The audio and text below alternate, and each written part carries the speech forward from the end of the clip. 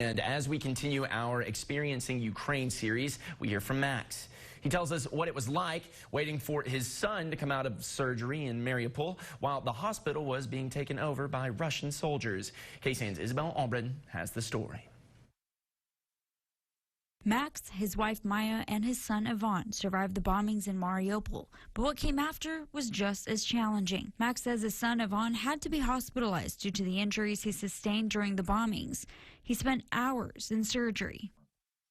His left leg was suspended in the air, he said, with some kind of equipment all the way from his foot to his knee. There was a weighted rope attached to the equipment holding his leg in that position. His right leg was completely wrapped in bandages.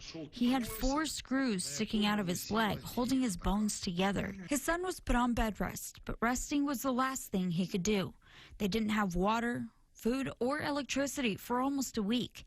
He says the surgical room was being powered by a generator, and even that was having problems. He said the worst thing was that the hospital wasn't able to provide the patients with post-surgery treatment. They could still do some basic surgeries while treating wounds and bleeding control, but they couldn't provide post-surgery treatments. While the hospital struggled to give the patients medicine and nutrition they needed, the war outside those walls had only begun. The hospital was constantly under fire, he said. All the patients were laying in the hallways without windows, and the rooms with the windows were empty. Or if someone needed to be in the room that had windows, the windows would be completely covered. Then, all of a sudden, the shooting stopped. When we got in the hospital, we found out it was occupied by Russian soldiers, he said. They wouldn't let us out because they were afraid we would tell Ukrainian soldiers their position. Max says the Russian soldiers began firing at the city from the hospital. Quickly thereafter, he realized he and his family, along with the rest of the hospital, were being held hostage. Russians positioned heavy military equipment between the 2 hospital wings and opened fire towards the city, he said. But not everyone realized what was happening. He says some of the hostages thought the Russian soldiers were sent to the hospital to save them from the shooting coming from the outside.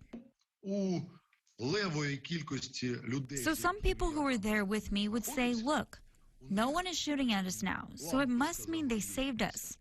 People couldn't understand that the Russians who occupied the hospital were the same people that were shooting, and they were just using us as human shields, he said. Ukrainian military couldn't shoot back knowing there were civilians. That was why it was so quiet.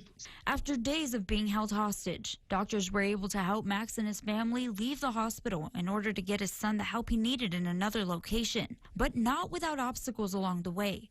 Max says it was tough getting to that point, but there was a small moment of relief when they realized they had made it out alive. We finally got to the Ukrainian-controlled checkpoint, and I had tears in my eyes, he said. It's hard to describe the happiness and relief that we all felt in that moment.